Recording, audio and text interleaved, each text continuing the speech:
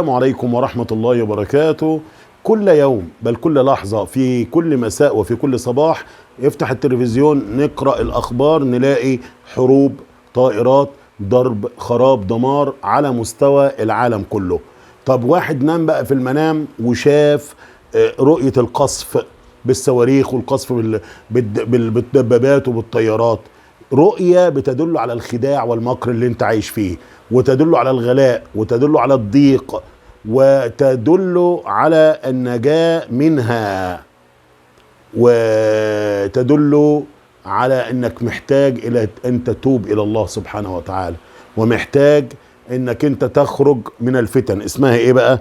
النجاة من الفتن. كل انسان يشوف بقى الحرب والطيارات والضرب والصواريخ والجنود والحاجات دي عبارة عن خداع ومكر وفتن، نتوب الى الله.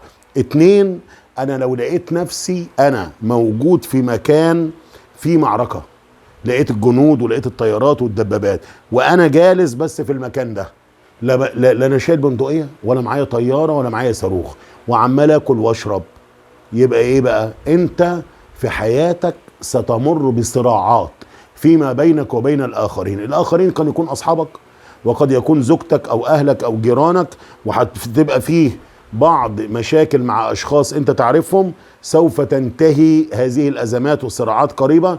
انت بقى المطلوب منك ايه؟ التأني، التقى ده، واياك والنفاق. يعني ايه اياك والنفاق؟ يعني مش تخاصم الناس تقول دول ودول ودول اذا خصم فجر. فالرؤية بتقول لك ايه؟ خليك متأني شوية. طيب انت صحيت الصبح بتقول ده انا كنت في الحرب امبارح.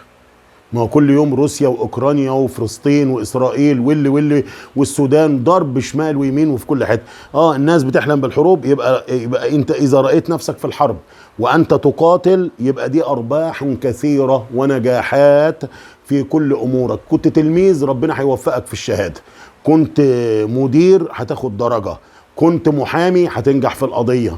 كنت في المكان اللي انت فيه، ربنا هيوفقك، واحمد ربنا على ما انت فيه. طيب واحد شاف الحرب وبيستخدم ادوات الحرب، يعني شايل بندقية، شايل صاروخ، امانيك سوف تتحقق. خلاص. الجنود لما تلاقيهم قدامك بكثرة، سرية كده وسرية كده وكتيبة كده، كثرة الجنود معناها انت عايش في نزاعات عائلية. انت عايش فين؟ في نزاعات عائلية. طب واحد شاف الحرب وشاف القصف، الطيارات عمالة تقصف والصواريخ بتضرب والمدافع بتضرب، انت شخص ستكون حولك العديد من الشائعات. ابتعد احسن. لما يلاقي قصف من فوق، من الطيارات ومن الدبابات ومن هنا ومن هنا، ابتعد، لان دي شائعات ستمر انت بها. طيب عايزين نقولهم رؤية طائرة حربية. رؤية طائرة حربية في السماء دليل على أن المتزوجة ستواجه مرحلة جديدة في حياتها، بس إيه؟ بنشاط ومهنية وحرفة، وسوف تكون امرأة اجتماعية أكثر. طيب لو رأى المتزوج، لو رأى إيه؟ طائرة حربية في السماء، يبقى أنت شخص حازم، بتقدر الأمور، وعاقل ومتزن. احمد ربنا سبحانه وتعالى. طب الهروب من قصف الطائرات، احنا لقينا طيارات بتقصف بس هربت منها، ده الحمد لله، ده توفيق من ربنا ونجاح في حياتك المهنية اللي انت فيها. الطبيب والمهندس والمحامي والمعلم يحمدوا ربنا على اللي هم فيه، لان اكتر الناس خلي بالك مش بيقدروا الاعمال اللي بيعملوها، يبقوا قاعدين لاهين ساهين. لكن انت دلوقتي لما تلاقي الطيارات بتقصف وانت هربت منها، ده من توفيق الله عز وجل لك، وانت هتنجح. طب لقيت قصف بالصواريخ عماله تضرب في كل حته، دي حروب ودي صراعات. سقوط الصواريخ، انت بتتعرض لازمه نفسيه. في الحقيقه انت مش في معركه ولا حاجه، لكن في حاجه مضايقاك.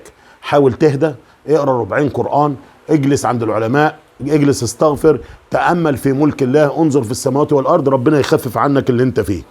طيب واحد سمع بالحروب في المنام، او شاف الحروب، خايف ومذعور وكل شوية هموت هترعب. الخوف من الحروب مشاكل نفسية وضيق.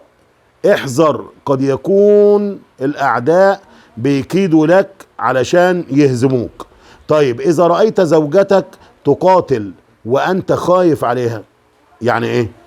زوجك بيقاتل، مراتك شافتك انت اللي بتقاتل وهي خايفة عليك، فده عبارة عن قلق في الحياة الزوجية. خلي بالك يا ستي، احسن الوضع، اهدي واستهدي بالله، الايام هتبقى جميلة اللي جاية وهتنتصر.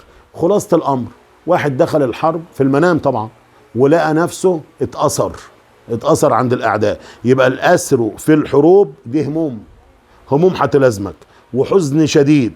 طيب وايه كمان؟ اعباء ومسؤوليات.